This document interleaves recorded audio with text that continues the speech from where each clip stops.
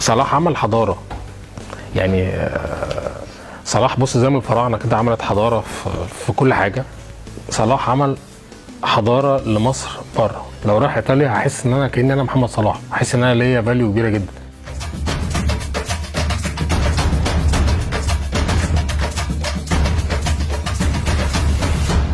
انا لما خدت محمد صلاح من خلال مباراه كنا بنلعب انبي في انبي هناك على ملعبهم جمهوريه، كسبناهم 4-0 على ملعبهم.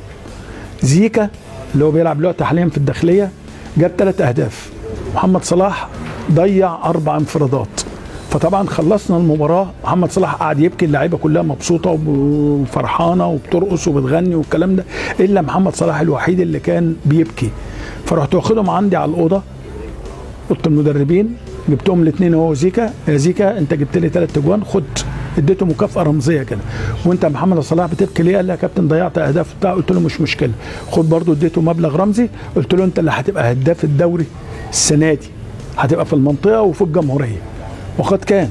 فمحمد صلاح جاب في السنه دي 35 هدف. هدف صلاح في الدوري المصري وهدف صلاح دلوقتي هي الفرق السرعه اكتر، القوه اكتر، المنافسه اكبر، لكن هو لما كنا بنشوف محمد في المباريات اللي هي بتاعت نادي المقاولين في الدوري المصري، كان بيعمل حاجات غريبه شويه على الكره المصريه في التوقيت دوت، لان يمكن كانت الموهبه قلت شويه.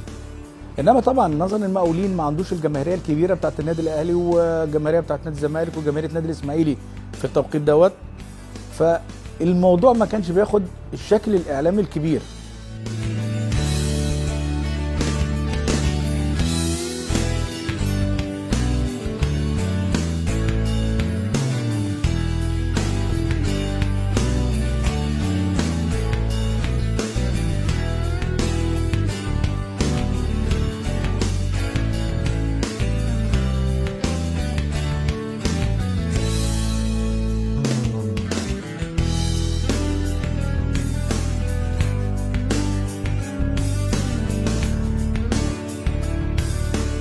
اليوم ده كان الكابتن حمزه الجمل كان هو المدير الفني لسموحه، تقريبا كان الكابتن محمد رضوان هو اللي مسكهم في التوقيت ده.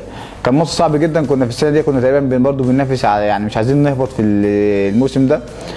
فانا كان الكابتن حمزه كلفني ان انا العب عليه مان تو مان في الماتش ده. هو جاب مني جونين يعني، وجاب فينا جونين، وانا كنت المسؤول عنه في الماتش ده. الميزه اللي كانت فيه ان هو كان لعيب كان سريع جدا، وكان لعيب ذكي في الملعب يعني. 4 لقاءات فقط، ادي كره اماميه المره دي ما فيش رمايه ولا صفاره، ومحمد صلاح في مكان خطير هدف لمصلحه المقاولون العرب. بص مش هقول لك صلاح سرعته كانت عامله ازاي في الماتش ده. يعني انا في كوره يعني من غير ما اقول مع مين بقى مدافع عشان ما احرجوش يعني، المدافع كان هو سابق صلاح والكره قدامه. صلاح اما عمل كيك داون بس كده بسيطه، صلاح سابق المدافع اللي عندنا مثلا فرق 3-4 خطوات. دي حاجه ما ينفعش تحصل في حته في سبيس قليله، وقدر ان هو ياخدها ويعني. فانا من اول كوره دي قلت يا جماعه مين ده؟ فقالوا لي ده ناشئ اسمه محمد صلاح، واحنا قاعدين قلت لهم والله كنا بنتكلم يعني، قلت لهم ده هيبقى لعيب جامد جدا. احمد السيد مدافع كويس، مدافع النادي الاهلي، فلما يتعمل فيه الاسباجيتي بالشكل ده يبقى اللي بيعملها حاله خاصه. بص صلاح فين؟ يعني خلي بالك ميسي قبل كده برضه ادى لاينو كوبري. ميسي طب ما ادي لاينو كوبري يعني ميسي يعني، فاهم؟ يعني دي حاجه هتتكتب في السي في بتاع احمد سيد تقريبا وفي اينو لو اخد كوبري من صلاح يعني. بعد نهايه الموسم لعب في المنتخب الاولمبي مع هاني رمزي، وكان اصغر منهم بسنتين، وبعديها راح المنتخب الاولمبي، وبعديها راح الفريق الكبير. كل ده في خلال سنتين، يعني اتنقلت حياته كلها في خلال سنتين. من الدفاع الجنوب افريقي تترد الهجمه وخطا، الهدف الاول هديه من السماء لاحفاد الفراعنه. الله اكبر. المباراه دي كانت مع جنوب افريقيا صاحب الارض، وكان التعادل والمكسب يصعدنا كاس عالم. محمد ابراهيم انا فاكر عمل محمد صلاح اجوان كتير جدا، وكان الانفراد دايما من نص الملعب، حتى محمد ابراهيم نفسه ضيع اجوان زي صلاح، بس صلاح كان اكتر بكتير يعني. كانت اجوان حاجه غريبه جدا. انا سبت الملعب اخر 10 دقايق كل شويه لما يتكلم اقول له انت يعني ناسي اجيب لك جنوب افريقيا. فكان يوم صعب جدا، بس الحلو اللي فيه ان احنا صعدنا كاس عالم. بس هو قعد يومين في الاوضه صعبين جدا عليه، كان متاثر بشكل كبير جدا، وهو من النوع اللي بيقعد يحاسب نفسه يعني ما بنساش بسهوله يعني.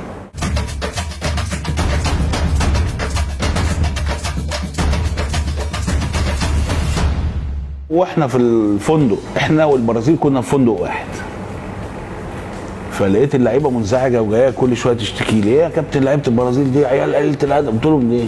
اقول طالعين في الاسانسير نازلين نقابلهم يبصوا لنا من فوق لتحت. قلت لهم عادي، هم البرازيل، هم حاسين بنفسهم، البرازيليين دايما بيحسوا ان هم نمره واحد، فلما احتقرك انت رد عليه في الملعب. رحنا الملعب كان افتتاح ورئيس البلد موجود والافتتاح كان رائع، الملعب متقفل على اخره، فكان الكابتن مجدي أبو غانم رئيس البعثه نزل جنبي تحت والفرقه بتسخن، قال لي: انت لازم مش هتلعب بليبرو. قلت له: ليبرو ليه؟ قال لي: احنا كده هنتغلب وهنشيل 5 ونشيل 6. قلت له: ما تقلقش يا كابتن. قال لي: يا غيه. قلت له: ما تقلقش يا كابتن، ان شاء الله خير. طبعا صلاح وحجازي كلهم عدوا مباراه كويسه، بس محمد ابراهيم وصلاح كانوا متفوقين بشكل كبير يعني. احنا في اول دقيقه ضيعنا جون صلاح، سنترنا ضيعنا جون يعني. طبعا مدرب البرازيل كان مبسوط جدا بالفرقه، لكن كان معجب جدا بمحمد ابراهيم وصلاح، وقال لي: دول بيلعبوا محلي يعني. قلت له: لا، بيلعبوا محلي مش محترفين. قال لي: دول لو عندنا في البرازيل كان يبقى لهم شأن تاني يعني.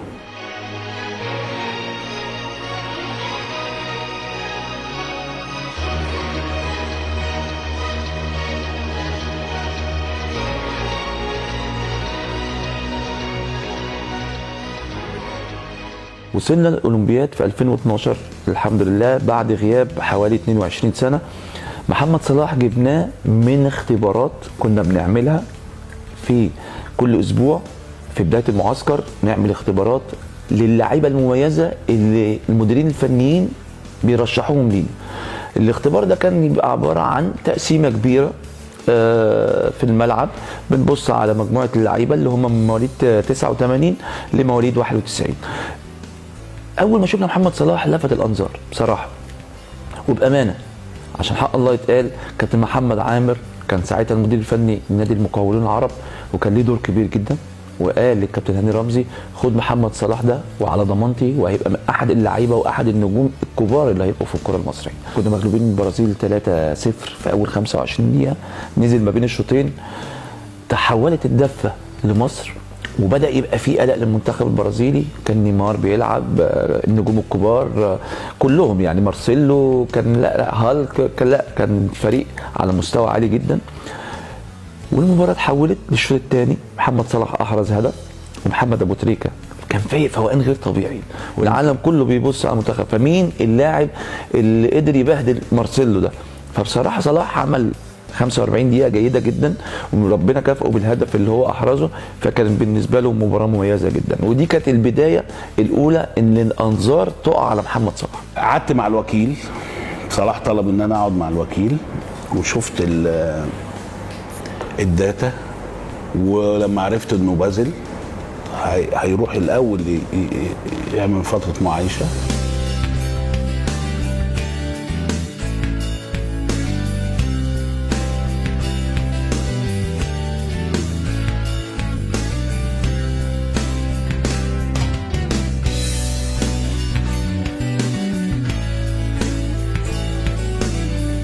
صلاح بازل كان في البدايات، في بداية الرحلة الاحترافية، محاولة إثبات الذات، محاولة العثور على مكان في القارة الأوروبية، كرة ناحية الراية الركنية، وكان جاريث بيل وقتها في توتنهام طبعا في السبيرز، ومحمد صلاح تلاعب بيه اكتر من مره في المباراه. بس هي الكره اللي كانت ناحيه الرايه الركنيه دي تحديدا كانت من ابرز لقطات المباراه، وانا قلت ساعتها تعليق يمكن علق مع ناس كتير قوي، يعني الناس تداولته كتير. صلاح وبيل، وصلاح وراه الويل، ويعني طلعت في وقتها كده، وكانت جميله، وكانت برضو مبشره، يعني ان محمد صلاح، انا الاكتر حاجه عجباني في محمد صلاح انه طموحه، انه ملوش سقف في الطموح، لا سقف لطموحاته. تذكر مباراه فورنتينا وتوتنهام،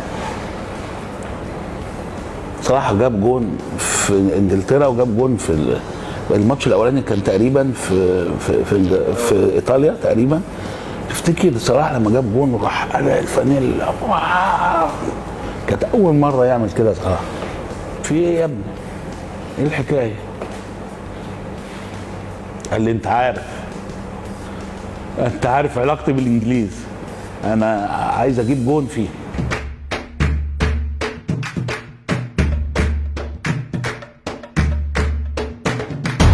مشكلة صلاح مع تشيلسي في رأيي كانت مورينيو، وحتى هو مع انتقال صلاح لتشيلسي لو تفتكر وقتها كان جاي له الاثنين، كان تشيلسي وليفربول. اتناقشت مع صلاح قلت له دلوقتي احنا عندنا ليفربول وعندنا تشيلسي، فقال لي دول هيقدموا العرض الاسبوع الجاي. قلت له اوكي. ليفربول قدم عرض مالي قليل، وفي الوقت ده ما كانش الوحيد يعني. مورينيو كلم صلاح. انا فكرت ان انا اكلمه او اتواصل معاه احاول اقنعه ان هو يروح ليفربول، ما يروحش المورينيو. متخيل ان صلاح لسه في بازل، ولما مدرب كبير زي مورينيو يكلمه يقول له انا محتاجك معايا وعايزك. المدربين احيانا بتلجأ لده، بس ما بتلجأش ده في مراحل معينه لحياه اللعيب نفسه. يعني ما اعتقدش دلوقتي ممكن مثلا انه زيدان يكلم صلاح يقول له انا محتاجك، لا خلاص. يعني في مرحله معينه تقدر كمدرب بسحرك تكلم اللعيب. فالوقت ده لما مورينيو كلم صلاح قال لي مورينيو كلمني وقال لي انا محتاجك وهتتطور معايا والقصه دي كلها. للاسف يعني رحلته مع تشيلسي عطلته شويه، لكن بعد كده شفنا بقى الانطلاقه واستقر وراح ليفربول. لفت الكرة، لفت والدايره لفتها والدنيا لفت وراح ليفربول بعد كده. مورينيو كان بيدي لمحمد صلاح 5 وظائف للبوزيشن بتاعه. لما راح مع مونتلا يديله وظيفتين 2 والثالثه حته. راح مع روما وظيفتين 2 والثالثه حته. شفنا حاجات عند محمد صلاح تفجرت طاقاته. مش مساله انه نضج، مساله ان لقى اللي يوظف امكانياته ويستفيد منها وبيها.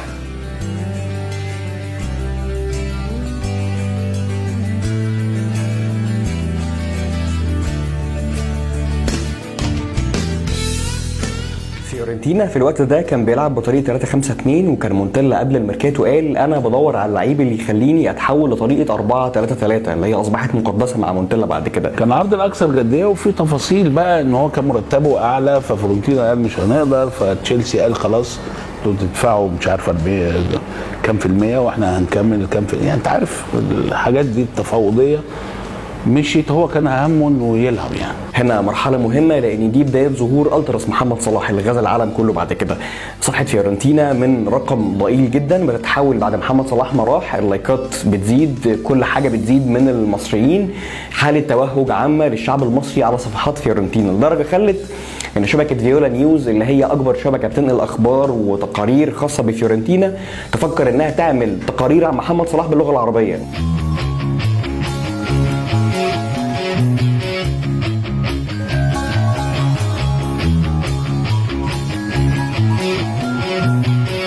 الهدف ما كانش مفاجأة بالنسبة لي إلا إنه في اليوفي، لكن كمحمد صلاح يسجل الهدف سجل زيه وإمكانياته تخلينا نتوقع إنه يسجل زيه، لكن عشان يكون في اليوفي هو ده اللي توقف عنده كتير. هو طبعا للأسف الهدف ده ما كانش في جانلويجي بوفون، هو كان يتمنى يكون في جانلويجي بوفون. طبعا بيتكلم على حارس أسطورة، حارس كبير جدا، وأي لاعب في العالم يتمنى إنه يجيب هدف في جانلويجي بوفون بنفس الشكل، هدف مارادوني. هدف أفتكر ان جماهير فيورنتينا ولأول مرة بعد رحيل جابريل باتيستوتا ان الجماهير تروح تنتظر لاعب في محطة القطر وتنتظر ليه وعامله له اغنية خاصة ليه هو بعد الهدفين.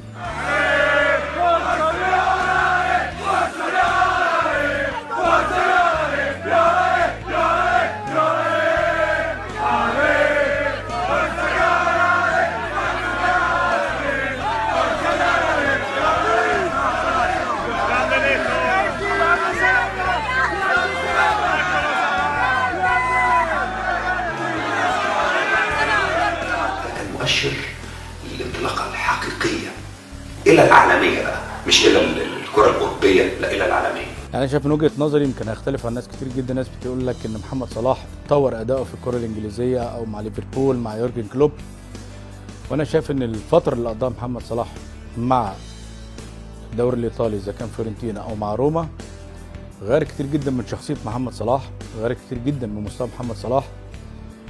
اتعلم يعني ايه تكتيك كوره، ويرجع ده كمان لواحد زي سباليتي.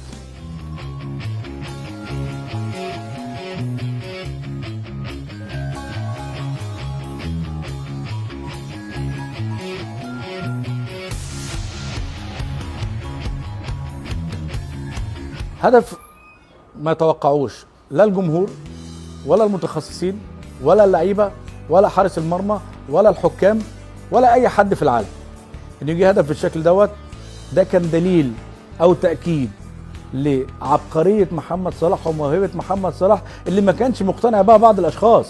الناس بدأوا يقتنعوا بعد كده ان محمد عنده موهبه.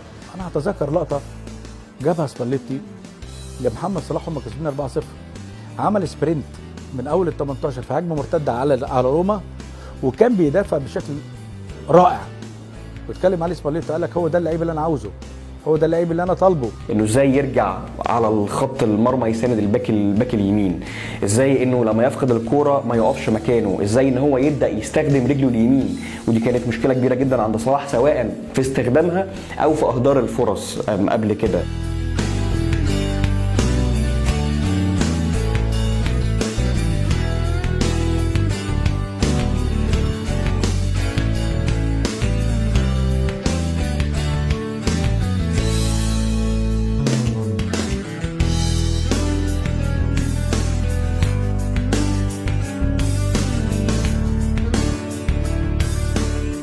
انك تروح مكان. لو بصيت على محطات صلاح ما شاء الله كل شويه صلاح وهو رايح حته الناس في مصر بتيجي تقعد تتكلم احنا كاصحاب يعني نقعد نقول لا بلاش، ما انت كويس خليك هنا، بلاش تروح حته ثانيه تاخد ريسك. فيروح ما شاء الله ربنا يكرمه اكتر. اما تصحى الصبح يبقى كل هدف الشعب المصري صلاح ايه النهارده، ايه صلاح هيعمل ايه. الناس تبقى كلها بتشجع ليفربول مره واحده، كانوا قبل كده بيشجعوا تشيلسي. يبقى انت خايف على صلاح كانه اخوك، ابنك، صاحبك، حفيدك. بتكلم على كل الجينيريشنز يعني. فانت بتتكلم صلاح ما شاء الله عمل حاله مختلفه تماما. من المرات القليله اللي انا بعلق وانا خارج مصر على مباريات للاعبين مصريين او منتخب مصر او لاعبين مصريين في اوروبا واجيب سيرتهم واشيد بيهم ومحدش من الخليج او الوطن العربي يشعر ان انا ببالغ، لان هم نفسهم فرحانين بيه وهم بيقولوا اللي انا بقوله بل واكتر. بيتكلم على لعيب خرج من ايطاليا ثمنه 45 مليون يورو مع البونص، وصل في المرحله ديت ان هو من شهر اغسطس لشهر ديسمبر يوصل ل 80 مليون يورو، ومن ديسمبر لشهر مارس يوصل 161 مليون يورو. ده رقم كبير جدا ما حصلش لاي لعيب تاني على مستوى العالم.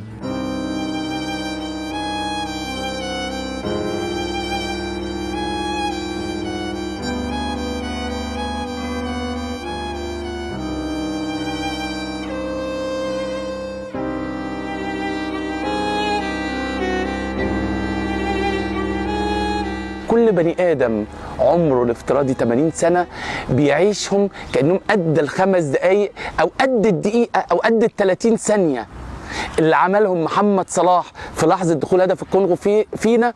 ال30 ثانية دي بمقام 80 سنة في حياة كل البني آدمين. في طائر أسطوري كده، أسطورة متداولة يعني، طائر الفينيق اللي هو بينبت وبيتحرق وبعدين بينبت تاني من قلب الرماد وبيطلع ويسيطر ويطير.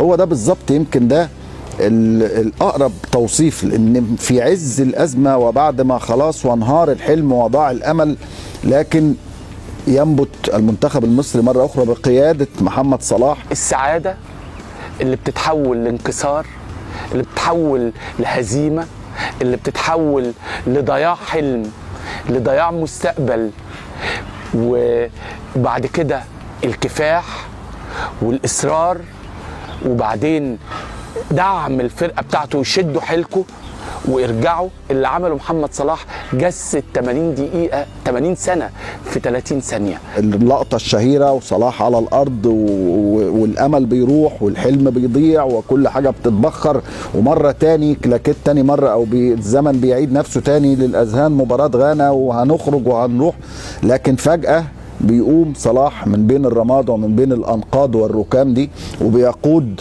زملائه، بيبث فيهم الروح وبيبث فيهم الحماس ليقودهم، وتتحسب لنا ضربة الجزاء ويتكتب لصلاح ان هو اللي سجل هدف الصعود لكأس العالم. انا هخش اشوط ورزق على ربنا، وده اصلح حاجه في الوقت ده. هتتفنن وتعمل فيها بالبطن الرجل زي ما انا قعدت اتفنن في ماتش المغرب ورقصت. برقص ليه؟ ما تحطها مره واحده يا عم طارق وكنا رحنا كاس عالم، بس النصيب.